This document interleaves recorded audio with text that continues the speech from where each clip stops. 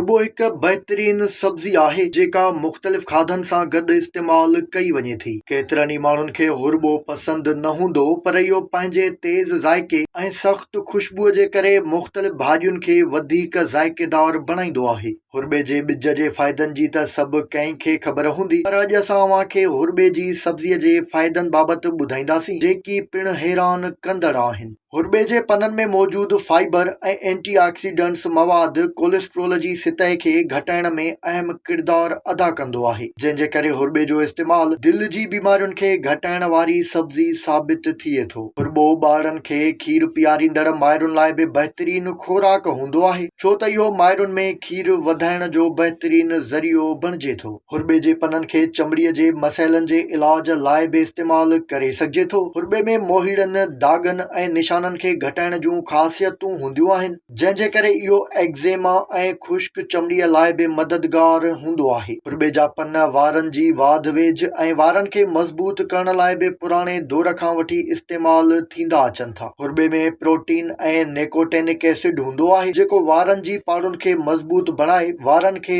छणण खां रोके थो। हुरबे जा पन ब्लड शुगर खे ज़ाब्ते में रखण में मदद कंदा आहिनि। उन्हनि में अहिड़ा जुज़ मौजूदु हूंदा आहिनि जेके हाज़मे जे निज़ाम में शुगर खे जज़ब करे इंसुलिन जी हसासियत खे बहितर बणाइनि था।